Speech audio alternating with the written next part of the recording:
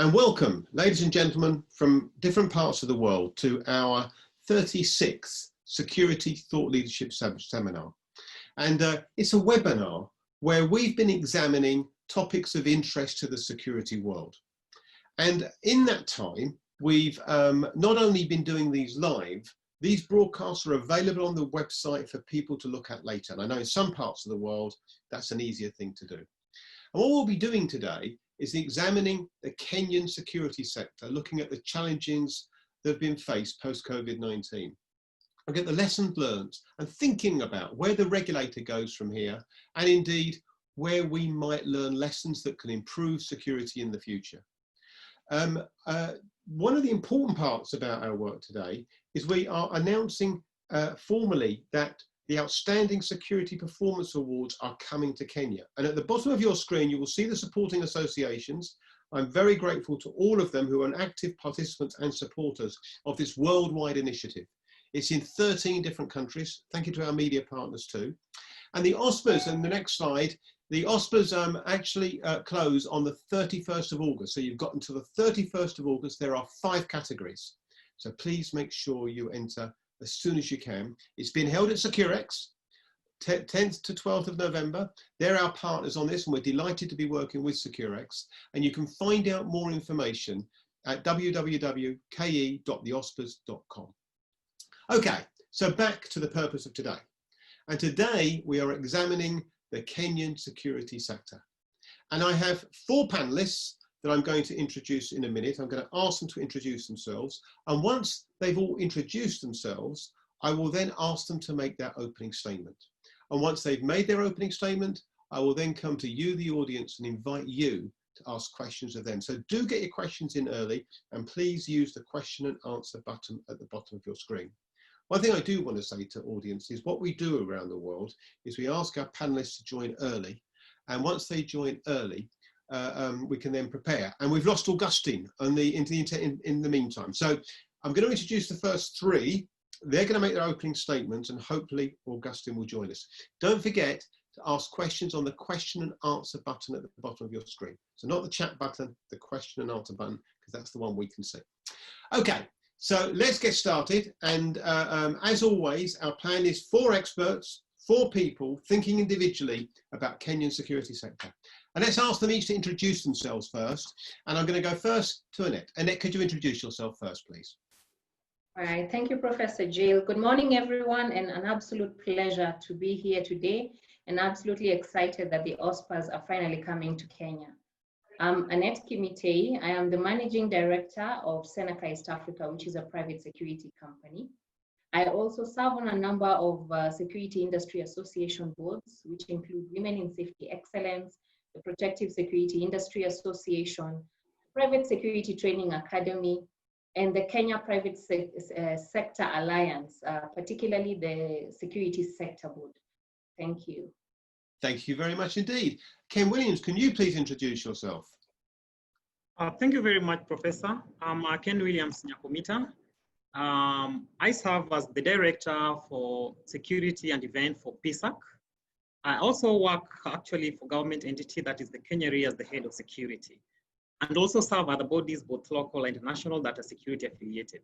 I'm proud actually to be here, and I think this is the greatest thing Kenya is experiencing in the security sector. Thank you so much. What a nice thing to say. And next, if I can ask Matthews. Matthews, could you introduce yourself, please? Thank you very much, Professor. My name is Lieutenant Colonel, now retired, Matthews Warrior. Served in the military for 22 years. Currently, I'm a consultant at Sentinel Protection Services Limited and a council member of Association of Corporate and Industrial Security Management Professionals, a certified fraud examiner, and of course, a member also of the KEPSA, Kenya Industrial Practitioners Security Association as a member. Thank you, and we are happy that you are here with us. And of course, we are going to get to let you know how the security sector in Kenya is doing. Thank you. Thank you so much indeed. Now, one thing we always do on these webinars is bring you experts who know what they're talking about. So now I'm going to ask each of them in just 3 minutes to give their thoughts on the topics today. Kenya and coping with COVID-19, the implications for security. We'll go in the same order then. Annette, could I have your opening statement, please? All right, just as an overview, the topic today is how is Kenya's security sector meeting the challenges of COVID-19? And just particularly for our international audience, is the first case in Kenya was reported on 13th March, and 2 days later we had more cases. And to date we have more than 18,000, and that's barely 3-4 months, 18,000 positive cases, over 285 deaths, 7,833 recoveries. As much as COVID started in the city of Nairobi, it has now spread. We have 47 counties in Kenya, and out of the 47, already 44 are already affected. So COVID is moving really, really fast, and I feel like as the security sector, we are a little behind in tackling this issue. And not only the security sector, but most other sectors. It's like we're always trying to play catch up. So for lack of better words, I'll just call this security disrupted. We are being disrupted by biosafety and biosecurity, which is something we never really used to think of. We always would think of terrorism, we think of theft, we think of cybercrime, but this is real disruption by biosafety. And just looking at how security is disrupted is number one, simple things like how we report to work. Nowadays, if you report to work, or if my security officers at Seneca report to work, the first thing we do is we want to check their temperature. We want to check if they've worn masks. If you haven't carried your mask to work, chances are you will not be able to work.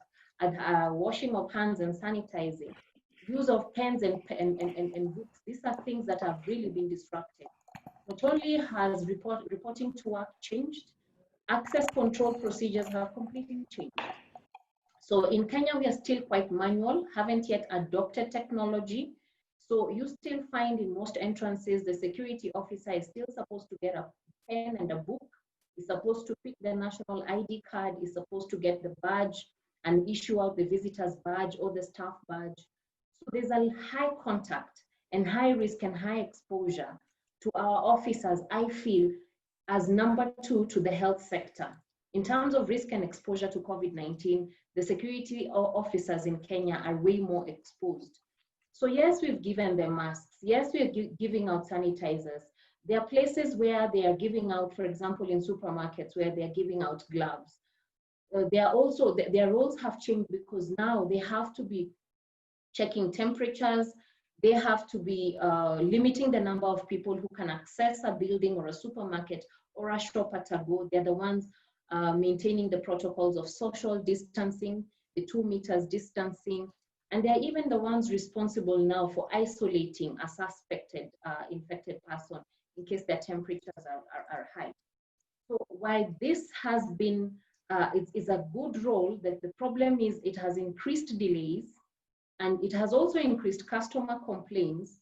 And sadly, in the months of March and April, we also recorded assault cases. Some of our officers were beaten up or threatened because somebody didn't show up in a mask and the premises demand that somebody should have a mask. There are also challenges to existing structures. So lifts, doors, turnstiles, biometrics. These were things that were quite easy and quite normal for everybody to touch, but nowadays nobody wants this touched. Nobody wants their luggage searched. Nobody wants their bag searched. Nobody wants their vehicle touched by the security officer. So how do we balance out safety issues with security issues, knowing that Kenya as a country has been prone to terror attacks, several over the years? Our training has been disrupted. We have one of the biggest training schools across the East African region, and we had to close it and now have moved to online digital training. And this is because you can no longer observe the 1.5 meter social distancing in class. How do you mark exams? We have obstacle courses, we have radios and firefighting equipment, which is part of the training aids that they touch and share during learning. How is this going to be done? So our training is disrupted. Our meetings are disrupted. When I go to visit my security officers in the field, there's something we call Timam Parade. This is where we meet them at 6 a.m. and do a briefing. most of them have had to stop because, again, of the risk of exposure. The meetings in the offices, now we are practicing working from home. The meetings with the clients have also really been disrupted. And sadly, not everybody is positively appreciating the transformation to digital life in Kenya. I still have my clients who insist, you come for a meeting tomorrow at 9. And I'm telling them, we can meet via Zoom, we can meet via Google Meets, and still Kenyans are still holding on to the old ways of doing things. And even HR matters. You know, you would be recruited. Recruitment has been disrupted. You'd need somebody to be able to forward their recruitment documents, their files, issue them with a contract, issue them with a job description, give them a leave dispatch, handle their disciplinary case, give them if they're leaving the company. All these are high contact processes that are now forcing us to move into a digital platform. So, and even kitting is now becoming quite a challenge, because how you receive the uniforms, how you issue out the uniforms, how you clean them. Even when you have positive cases, and we've recorded a few positive cases in the security sector. So what happens to their uniforms? God forbid if somebody dies, how are you going to be able to handle that? And technicalities into changes in shifts, for example. So your security officers are changing shifts. They need to be able to give the other incoming shift, the radios, the occurrence book, the vehicles, and all these are contact. There's high contact and high exposure. So for me, Professor Jill, I would just say security by biosafety, and we have to think of creative ways. Thank you so much, Annette. That was fascinating for a European listening to that. I'm going to come to Ken Williams next. Ken Williams, please, your opening statement, if you wouldn't mind. Just 3 minutes, if you wouldn't mind, Ken Williams. Thank you very much. I think 13th of March was a game changer to the whole world, more so to Kenya, because that's when actually we realized the first COVID patient.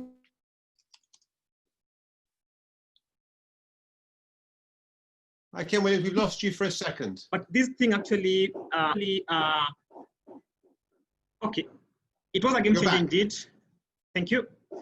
And every sector actually, everybody altered to get into the house. But remember, security sector, we were left with a serious baggage, because we were supposed to ensure that the companies are taken care of, the goods are taken care of, the staff still reports to work.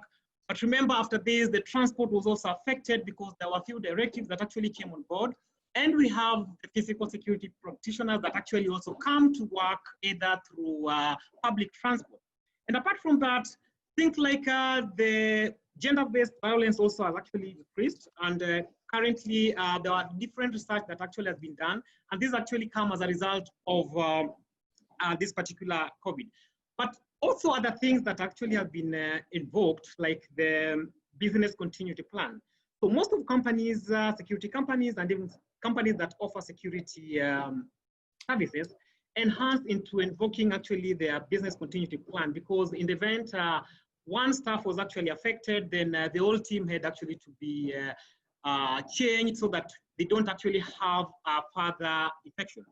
But basically, as you look at today's topic, I think both ends, the security has actually stand firm, because despite of the challenges, we have actually received more trust, because the clients, the institution, the only option that they had is actually to ensure that the security practitioners actually left to actually run most of the institutions, while other people are actually ensuring that the business continuity plan is actually happening. But above all, as you know, that the security cannot actually be run through online. So in some institutions, we had to have physical security on board. And that was a serious challenge to us, because we've taken some roles that were not practically the role of security, like taking of the temperature. Annette has actually communicated that.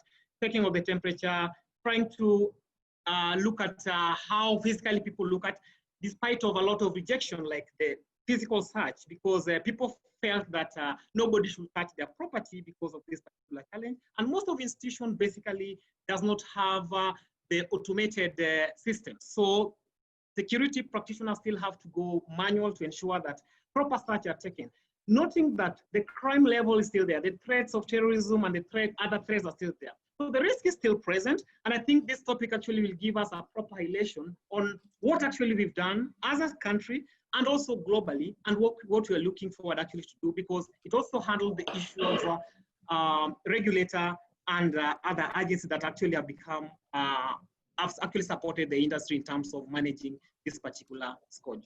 So we are looking forward for actually a fruitful discussion on this particular. Thank you so much. I really appreciate it. Thank you very much for your opening statement. Let me come now to Matthews. Matthews, could I have your opening statement, please? Just 3 minutes, if you wouldn't mind, Matthews. Thank you, Martin. Let me look at it and first of all say that actually COVID-19 is a natural phenomenon that has affected different sectors. It is a pandemic that has actually caused a major paradigm shift, not just in one sector, but different sectors. I would want to look at 1, the security, 2, health, 3, the economy, the general economy of the country. Then we look at the political and the social. These 5 sectors are very heavily affected, and it has actually caused a very big shift in the way things are done from the usual way that we have been doing things. Secondly, then what are the challenges? And just to mention 1 or 2, there's been massive loss of employment, which has really affected greatly, not just all the sectors, but mostly even the security sector itself. Because so many places that we were deploying our security agencies, actually they have downsized. And as such, it therefore calls the issue of agencies and people losing their jobs. Another thing is the lack of basic knowledge and training of the security on handling these equipments. Like I could allude what Annette says, we have new equipment coming into play. Just a simple one as the temperature gun. Did we have the knowledge before? Initially, we did not have that knowledge. So it therefore meant that we have to actually make crash programs to train our security operatives, and that became actually a big issue into handling the issue of training and the knowledge. Of course, something that has also emerged and is affecting us greatly is domestic violence, issues related to rape, and of course, early pregnancies, as we have seen. I want to localize it a little bit and look at it from that point of view. Then the next thing we look at generally is how then do we meet the challenges in this sector, more so the security sector. However, we are looking at all those other sectors that I've talked about, the 5 or more sectors beyond that. 1, there should be the creating of awareness. And the creating of awareness, we're looking at the online media. Is it print media or is it TV? How do we then bring people to be aware of these issues that are actually emerging? These are new trends. These new trends, then how then do we address them? Then what we have seen, particularly if I localize Kenya, we are looking at empowering the local administration or those particular areas. Because what is happening with COVID is we should actually contain it to locality. Therefore, then how do we empower the administrators to actually enforce? And what we have in the system, the Kenyan system, is we have the community policing system. That actually brings in the localization and empowering of the administrative elements within those particular areas. Then another thing is linking of the security agencies with now the new technological system. In that, how fast can we react to the increased crime trends in order for us to react to these things and actually contain? Another big issue that we have looked and we have seen that has bore a lot of fruits is controlling the flow of the border flows, because we contained Kenya-Tanzania border and of course Kenya-Uganda border and restricted movement within these areas. Of course, we also looked at the international bit of actually locking the airports. That has actually brought the containment of the spread. Annette mentioned the figures, and of course, like we say, figures don't lie. As much as we are talking about 18,000, in comparison to other areas, if we look at factual, yes, there is some control measures that actually has made it that our numbers are actually at 18,000 and not before. I'm not saying that if the numbers are at 18,000, we should not be concerned. Concern is meant to be there, but to what degree? Then I'm looking at enforcement of vocational or the restrictions of the semi-lockdown within our counties. This also, if you look at the Kenyan context, we are looking at other counties being affected more than particular other main metropolitan areas. And as such, what has really brought these figures into containment is because of the semi-lockdown, or other areas I could say complete lockdown. Special attention should be drawn to women and children, especially when it comes to domestic violence, which possibly has come up.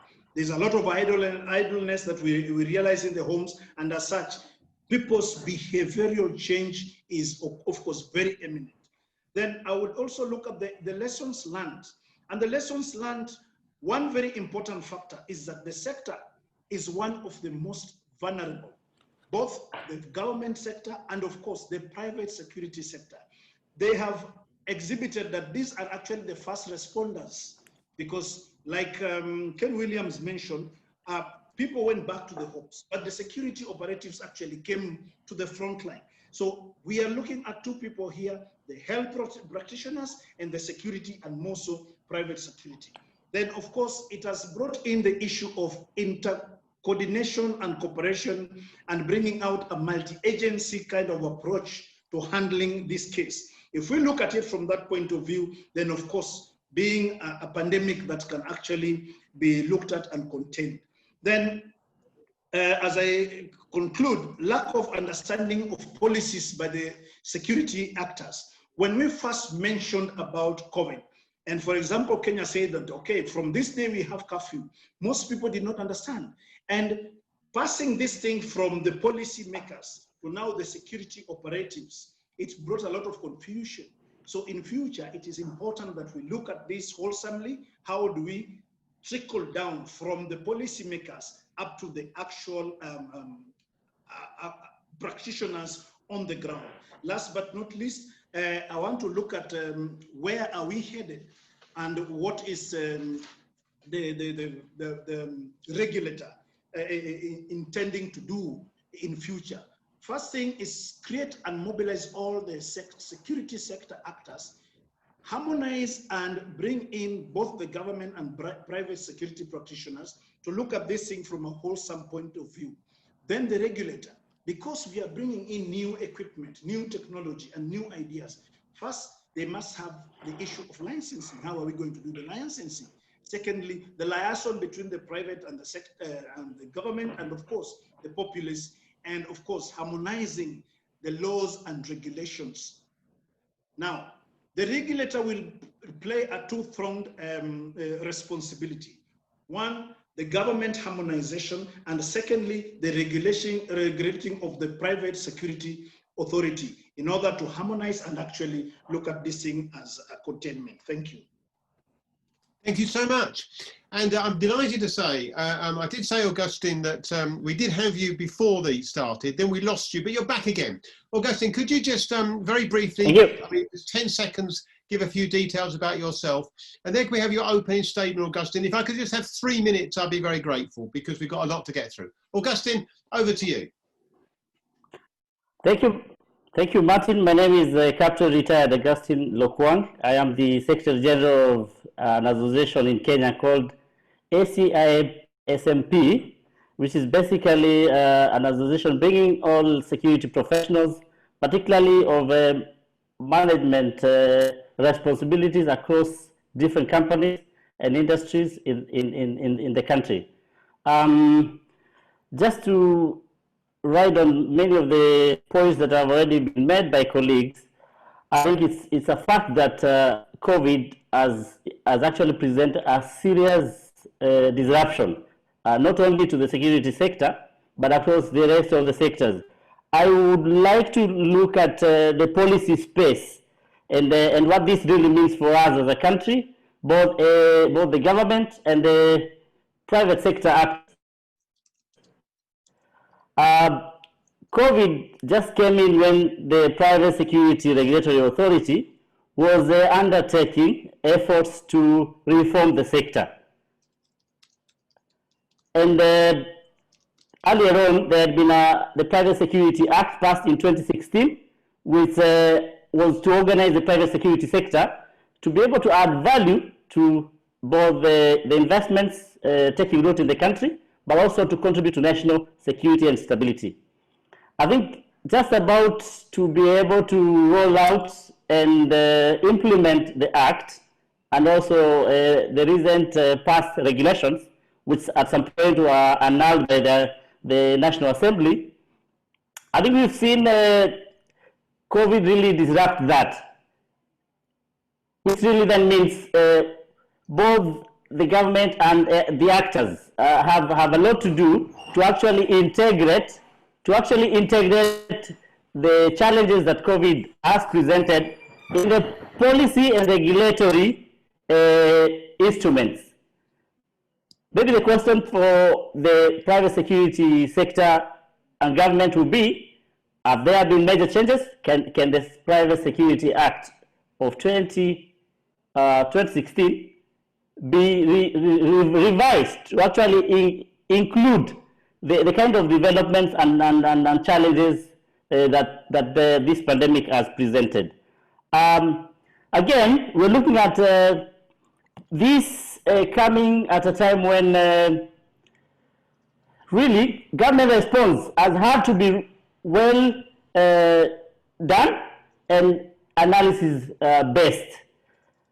I would confidently say that the government of Kenya has really taken up a good and proper lead in managing the pandemic and coordinate different sectors and actors in the country, and certainly the role of the private security industry, particularly the private security companies, security professionals providing management roles in different organizations, have actually been able to support the government in the response to COVID. I would certainly indicate that among the essential services listed today by government and being able to enjoy certain roles to be able to support the response to COVID, the private security sector has adequately been recognized. And this is the right way and the good direction that government needs to continue taking in this pandemic and in future pandemic. The element of coordination, I think Annette will, and my colleagues will actually agree that there is still a bit of tightening of the coordination frameworks. I run a security company in a county called Turkana, and the manner in which we coordinate with the local security entities here is such that the role of the guard is critical today in how the police equally police the people at the time of this pandemic. Thank you very much, Martin. Thank you so much, Augustine. Thank you. I have to say, Monica Kimu, who's I met a few years ago, and we started talking about the Kenya OSPAs, just sent a note to say that was a great opening set of panelist talks. Can I say that I've done 35 of these, and all of you said things I hadn't heard before. So thank you very much indeed. Listen, we've got a lot of questions, and so I'm going to come to each of you with some questions now. Can I ask you just to be concise in your answers though, please, because we've got a lot to get through. I'm going to come to you, Annette, first, Annette, and a question from Jonathan Okello, who picks up on a point when I was doing my research for this, actually, Annette, which was being echoed and repeated time and time again. It's talking about the move to digital. And Jonathan's question is, what's the level of online enforcement policing in Kenya? Because some of you have mentioned digital. What about the policing of it? Where are we? Where's it going? If I can ask you to be brief, Annette, because we've got a lot to get to. So Kenya has just started. It's at the initial phases of adopting technology. You still find a good number of big buildings in major cities which still don't have CCTV.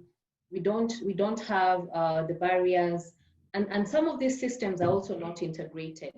But what I'm happy about is towards the end of last year, the legalization or the policy framework started being developed, and several laws have been passed. The CCTV policy, I believe, became a bill. There is discussions as to the Privacy Act, all of which tie into security technology and legalizing those platforms. The challenge, Professor Jill, comes in the sense that we're still very manual in some of our processes. For example, when admitting visitors, we are still using books and pens. And most of the information given there is written incorrectly or is actually falsified. And we should be able to adapt things like visitors management solutions. We should be able to deploy more artificial intelligence. We should be able to have more, instead of having physical contact, CCTV is even better. And right now we are discussing the topic of contact tracing.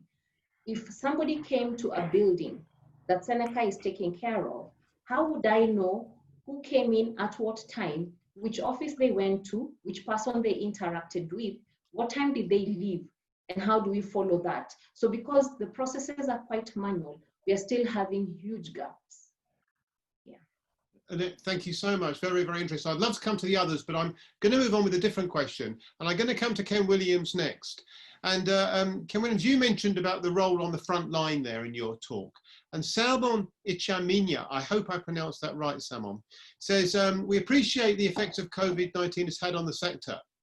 But what is the industry doing to embrace technology to assist physical security in evolving the officer role? In other words, not generally, specifically with regards to evolving the role of the security officer. Is technology playing a part? And if not, what's the barrier? Ken Williams, please. Thank you, Professor. Actually, the current challenge that the security sector is facing is the budgeting issue, because as you know, much of the organizations, actually, they see security as a second thought. And most of the budget, sometimes when they ask, you'll be asked actually that, is this budget for security going to actually add value to this particular institution? And I think that's the biggest challenge in that the budgetary issue. So you realize that the allocations actually are not coming in handy to what is actually expected. But all in all, there are quite of improved equipment. Just as Annette actually said, like we have quite a number of equipment like analytics that can actually take the temperature, can take the image, and also the best visitors management system. Now, these are systems that actually most of the institutions that have adopted this particular system, you realize that there's nobody who actually come in contact, physical contact with the guest coming on board, like premises that are being guarded. Because as you walk in, your temperature will be taken by a camera. The visitors management in terms of your ID will actually be collected. And when you sign in and when you sign out, will also be showing whether you are in or you are out. So these are some of the things that most institutions have actually adopted.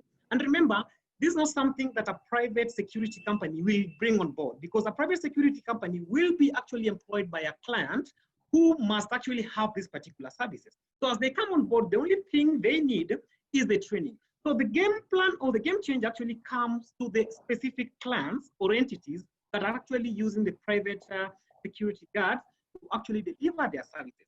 They should actually ensure that they have the best equipment to ensure that anybody who comes on board, because the role of the private security company is just to manage this particular system and ensure that they're well trained.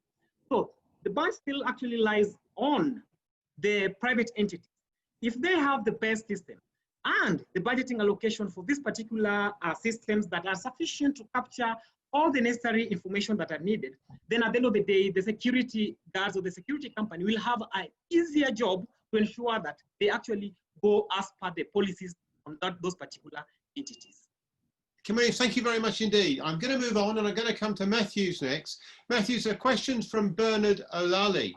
And you raised some of these issues yourself, so it seems a good person to ask. And the question is this: how does a contracted security service provider balance the need for officer welfare with the client interest, especially where the client's interest might compromise security officers' health and safety? Now, I've heard of this in other parts of this world, this balance between clients and security companies.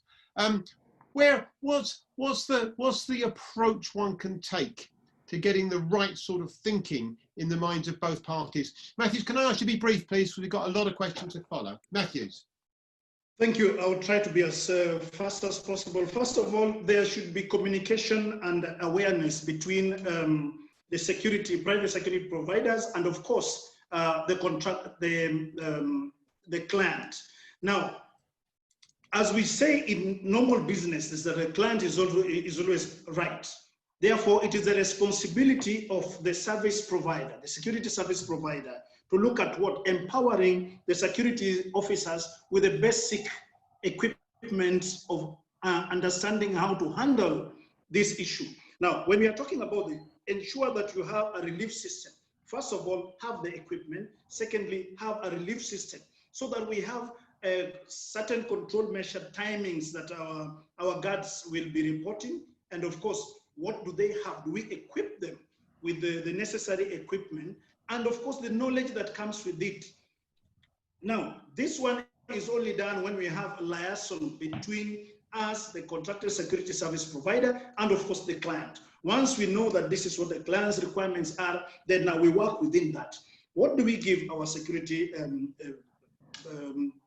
guards? One, health and safety knowledge. Then the emergency programs on how they will be handling this health and security. Then we have an intersecurity association, that is on the second question, intersecurity and associations on health issues, and of course the ministry. In Kenya, for example, when the COVID started piling up and the pressure was too much, the Ministry of Health actually came up with an idea of how now to train the private security sector and of course the security companies on how to handle COVID in particular. Because before that, of course, the security agencies and the private security had trainings. For example, what is happening with Annette School, they had trainings on this issue. Therefore, what does it mean? The new programs that we bring on board, we are creating the normal SOPs, and of course, then that will develop in the normal procedures that we will now have to counter the challenges above. One thing that I must bring on board as we are talking about our guards being looking at their welfare. The first thing I've talked about is the timings that they work. And then the second thing is, how do we protect them? Those are the two major factors that we are looking at. Protection of these people, awareness, and then the timings that they do their activities. Thank you. Thank you so much. I appreciate that. So many questions I can follow up with all of you. I'm going to come to Augustine next, though. And the question is from, we've gone from a question from Bernard Alali to one from Gianni. I hope that's the correct, that's what's coming up as the name. Let me ask you the question. It's quite a long question, so I'm going to just summarize the point. The security sector, those on the front line, have faced enormous challenges. Salaries not being paid, you've already mentioned, some of you, about unemployment, about the difficult circumstances that they're facing. The question is this: how do you create extra awareness about these issues in order to generate some positive response from government or from clients or from security companies? In other words, we know it exists. What can we do, Augustine, to create more awareness that will generate a favourable response? Augustine, I'm going to ask you to be brief as well, please. We've got a lot of questions and I'm keen to get through them. Augustine. Yeah, thank you, Martin. I think it is important to start with understanding the history of our sector as a country, the private security sector. For a long time, this is a sector that has been self-regulating until the efforts by government to have the act and also develop regulations to really be in charge of this sector. And some of the things you raise and also asked by the attendees are valid issues relating to how well can the sector offer the services and also ensure that there is no exploitation, be it around the kind of services offered to clients, but also staff that they employ, particularly private security companies. If you have had the chance to look at the Private Security Act of 2016, the first important thing is the intention of the Act. And the intention of the Act here is to actually reform the sector. And reforming the sector means clients, private security companies, the staff are able to have a fair play, so that there isn't really one actor in the sector, exploiting the other. And we are seeing there is a general intention, and even the actors themselves gravitating towards compliance with what the government requires. And that is the beginning of changing the manner in which the security officers, the private security companies, the government, and all the entire plethora of actors can really get the most from the private security sector. I know there has been push and pull between different actors, but the most critical part in the process of reforming the sector is really the role of the regulator. How to build consensus, how actually to get buy-in from different actors, and be able to move and pull everyone to the direction and the intention of government. There's a question there on online security and policing, which is really... Thank you. Augustine, can we just stop with private security? I don't want to move on to online because it's moving too far away. I'm going to come back to you in a minute, Augustine. Thank you for that. Let me just go to Annette, because Jonathan Okello and George Aram have both picked up on something Augustine was raising there about the Kenya Private Security Act, which I know has been a massively big deal. And thank you for raising it, Augustine. Annette, from you, can you give me your views briefly, if you wouldn't mind, on, and the question seems to be coming through, is how do we make this work? What are the barriers to the Private Security Act being effective? And at a high level, can you just give us your thoughts on the barriers? So the barriers is number one, there is not sufficient awareness as to the existence of the Act, not only in the private security sector, but also with our clients. So you find clients who still want you to charge peanuts, and they are not aware that there is a new regulation or a new regulator who may soon close you down. So that massive awareness and information of all stakeholders that there exists an Act, and this is what it's going to do and what are its benefits. Number two is in the development of the regulations, it needs to be a concerted effort where we bring in different stakeholders to be able to highlight different perspectives. It would be really good to hear from the government perspective, hear from private sector perspective, hear from the clients who are going to pay for these services at an additional cost because of the need for us to comply. So that partnership is also very key. And even I'm seeing in this COVID moment, how would the regulator be able to strongly come in is number one, we are operating in silos. Every security company is suffering on its own, try to figure out solutions through the dark, getting it right, getting it wrong.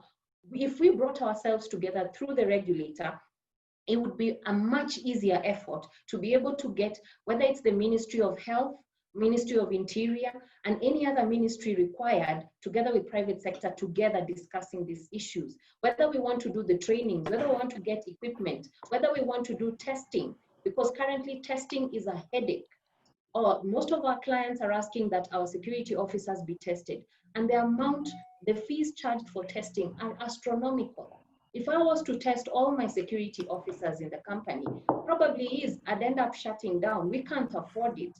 But we also need Kenya to be secure by having the security officers who've been tested. And even the legal matters we have. Right now, there's no insurance, there are very few insurance companies willing to insure a security company and a security officer against COVID. As it is, we have legal issues, even trying to understand what is the implication of reducing an employee's salary? Is it going to bring us issues in the future? But right now, when it comes to issues of legalities, I've been asking this question. If a security officer finds somebody who's positive, or rather his temperature is high, and this person wants to force in entry, what would we do? Do you force this person by touching them? Do you stop them by doing that? So what are the legalities? And even for COVID-19, is it going to be termed as an occupational safety and health disease, or it is going to be considered as others? Because insurances, unfortunately, have said they are not covering it as a pandemic.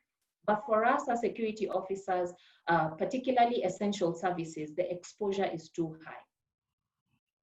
Thank you so much. How fascinating. I have to say, absolutely fascinating. Kenyan, let me come to you. I'm going to just extend this a bit because there's so many good questions. And I think around the world, there are certainly things we can learn from the Kenya experience. Kenyan, there are a couple of questions. Monica Kimo has mentioned the role of the relationship between security and safety. And this is a big issue elsewhere. In other countries, people are arguing that the safety role and those in charge of safety have thrived during the pandemic. After all, it is a health crisis. And security is lost out in comparison. And so I guess the question from Monica is, how do you manage both? My question added to that, how do you get a balance to ensure that security is protected?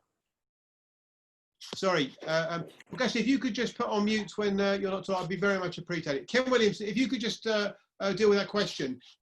Kirimi Arimi, by the way, has asked the question about what does the government do to ensure that the challenges of COVID-19 are going to be met, the health challenges facing the front line. So if I can ask you to be very, very brief, Ken Williams, we've got so many questions and we're running out of time. Ken Williams, please. Thank you very much, Professor. The challenge is the security practitioner. Are we on the front line or are we essential services? So that's also another challenge that also we have to know whether we're in front line or we're essential service. And the answer might be actually the difference is the same. Now, when we look at the safety and security per se, you realize that there's a lot of back and forth because these are different professionalism and entities. For example, even before COVID, you realize that if you look at the role of a safety officer and the role of security manager, you'll realize that there's a distinct change. Because, for example, the regulator on safety will inform you that, for example, the access doors have to actually be accessible and open all the time. What does the physical security personnel talk about this? This is actually a threat, especially on highly guarded places. So safety, actually, there's a lot of push up and there. But what you have to note that at the end of the day, we actually look at one particular point, especially now that the COVID is on board, because now the security personnel, they actually have to ensure that the safety measures are taken to the latter. They're the people who actually enforce the safety measure. Because now the safety measure will come on board, the safety officer will actually bring the entity of what is supposed to be done, but to actually enforce this particular safety measure is the security officer. Ken Williams, we lost you just for a second. So at the end of the day, we realize that the security officer, now on the other end.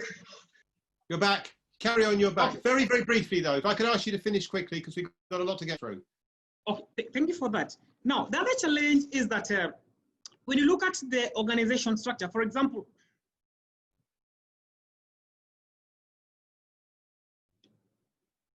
Okay, we can hear you. Carry on.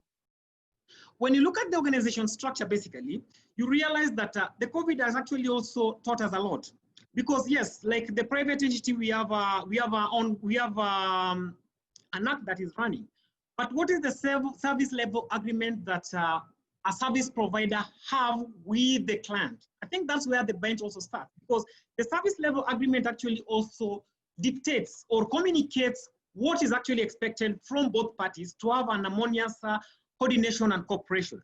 The security guard, and it will actually deploy security guards on board, but if at all the service level agreement is actually on to the basis, then you realize that some of the security guards are actually doing some of the work that are not actually employed to do. So ensuring that the service level agreement is actually adhered to will actually also give the glory to the serving security entity, because they'll actually be working within their bench. Because there's a blame game whereby sometimes you'll blame the private security entity that they have done ABCD, which actually is not their role. So I think the client should actually come very clear at the initial stage to know that what is our role as the service provider, and what is my role as the client, so that at the end of the day, we do what is expected of us all. Thank you so much. We're running out of time. We've only got about 6 or 7 minutes. We're going to finish on the hour. I'm going to ask a question next to Matthew's, and it's from Yassine Benaman. I hope I pronounced that right, Yassine. Apologies if I haven't. And the question is this. It's a really important one, Matthews. It's a question about what training should be emphasized for security in this pandemic. In other words, I don't want a detail of courses. I want headline topics that are the most important things that need to be covered from what we know now about the nature of the pandemic. And Matthews, if I can ask you just to take a minute or so on your answer, please. Matthews. If I get you very well, you are asking what exactly do you want to give to the security operatives? And if I look at that, we first have, we cannot differentiate or divorce security and safety. These things go in tandem. However, the first thing that comes into mind is the safety of this person. The safety of this person actually then relates to his enforcing or his empowering security. Therefore, the training we need is the safety training. What is the safety training? How does he know what COVID is? Does he protect himself against COVID? Has he tested himself in COVID? Secondly, use of various technological, the new items. Does he know how to handle, for example, the test gun? And if it is not a test gun, have we installed static test materials that he can actually guide these people, the apparatus, that he can guide these people to go through that? Thirdly, have we installed, you know, the safety points, so that our people will be guiding the people who are coming to either the malls or whichever place that they can go to these particular places? And thirdly, how do we react when one is discovered to either has symptoms related to COVID? How do our private security guards react to this? These are some of the trainings that we must bring into existence. And that chain reaction from the guard who has tested this person to the other guards and to the supervisors, how does that chain reaction go up to the time that we call in either the ambulance or a COVID standby personnel, so that this thing is actually taken care of? So one is the safety, two is directing people, and three is the reaction. Those are very, very important. Last but not least, but also very important, is the normal general first aid. How do we handle that? Those would be very important points that we can take a look at. Because of time, I would leave it at that, but quite sad. Matthews, thank you so much. You've also answered, fortunately, Matthews, for me, a question from Richard Miruri, which about that same issue. I've got one final question. The question is from Daniel, I think it's Anna Karukari, very difficult for me to pronounce, and my apologies, Daniel, if I didn't get it right. But Daniel asked this question: what do you think is the worst, and I'm going to go to Augustine. I'm going to ask you to be brief because we've only got a few minutes left now. And this is the question, Augustine. What do you consider as the worst case scenario as a result of COVID-19? Is it as bad as it's going to get, or is it going to get worse? And what do you think the implications are in terms of what the security sector needs to prioritize next? So a big question, but I wonder if I can get you to summarize very briefly, because we've got a couple of minutes left, and I'm going to come to you, Augustine, for that question. Yeah, I think in response to the first question is just to look at the analysis by the World Health Organization, different ministries of health in different countries, and where we are as a country is Kenya in COVID pandemic currently. And numbers and COVID, a situation where things are not very certain, maybe in the next 6 months, based on the analysis and the data that has been constantly been shared by the ministry, respective ministry, and the World Health Organization. The point here is we are in this for a while, and I think the sector working with the government, the private security sector, working with the government, I'd rather, come up with protocols that will enable provision of security services, private security services, to continue amid the pandemic. And this essentially means most of the points that my colleagues have raised, working around empowering the guard, and also crafting and changing the attitudes of both the clients, the guards themselves, and the public as regards to security and providing security services amidst the COVID pandemic. So the implications here would be the different organizations need to listen to security managers, providing them the security advice to be able to reorientate their policies and processes around security management. Secondly is private security companies have now to really up their game. They have to think beyond the physical guard and empower the guard using technology and increase their safety at work. Thank you. Thank you so much. I appreciate that. I've correct panelists. I'm going to ask you each just one question, and you've only got 5 seconds because we're running out of time. So to all my panelists, this is the final question I want to ask you. What one thing would you ask the government or the regulator to do, one thing to prioritize in terms of improving the reaction to COVID-19? Just one thing, only 5 seconds. Annette, what one thing would you like to see done? I would want to see the government sponsor compulsory training for every security practitioner on the areas of COVID, and not just training, having them examined and having them certified and then having them tested. That would be my request. Annette, thank you very much indeed. Ken Williams, your one thing, Ken Williams, just 5 seconds. The government should actually bring all the stakeholders in security, have a roundtable to them, discuss, because the private entity have actually discussed this at length, and they have solutions that can actually put the security sector to the next level. So a roundtable with the security sector will actually be a great advantage to the sector because they already have the solutions and answers. So that's what the government should actually do currently. Thank you very much indeed. Matthews, one thing, 5 seconds, please. I would want again to look at creating a multi-agency approach towards handling of COVID-19. In that, within the creation of the multi-agency, we are looking at training or educating. Secondly, providing the knowledge about PPEs, provide and knowledge on PPEs, and last but not least, harmonize the regulations, the regulatory authority to harmonize how we will handle between the different organizations that are coming in as a multi-agency approach towards dealing with COVID-19.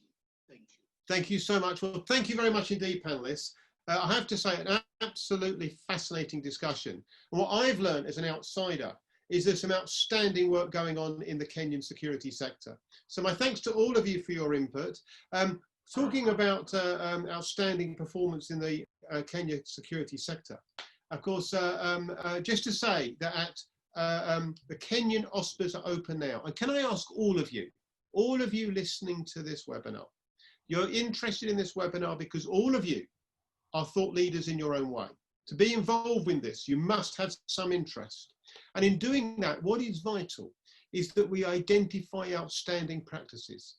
So can I ask every single person on this webinar, please, can you make a point of nominating someone in one of these categories? In-house security manager director. 2, contract security guarding company. I've heard a lot today about contract guarding. There's a lot of challenges. Let's identify those who are doing good. Please nominate. 3, outstanding security training initiative. This has cropped up a lot today. Let's find out who's doing excellent training. 4, outstanding security installer integrator. Again, technologies come up a lot today. Let's find out who they are. An outstanding female security professional. Females around the world, it's important we identify and represent females in this male-dominated world. And the OSPAs will take place at Security Expo East Africa on the 10th and 12th of November in Nairobi. So please, you've got until the 31st of August, but don't wait. Please, can you do that as soon as you can? And all the information is on the website, so please have a look there. Finally, just to say that we will be going through more webinars on different topics. We have one this afternoon, actually, on protecting high-rise building, what changes post-COVID-19 are making, and how can they be made safe. Tall buildings have got big problems, some of which have cropped up today. Finally, just to say a big thank you to my panel, a big thank you to the audience, and I'm so sorry I wasn't able to incorporate all the questions. We've gone a bit over as it was already. In the background, Hannah and Christine have done a marvellous job in holding it all together, as they always do. So I do hope that I will see you when I come to Kenya one day for the OSPAs. I certainly look forward to it. Some fascinating discussion.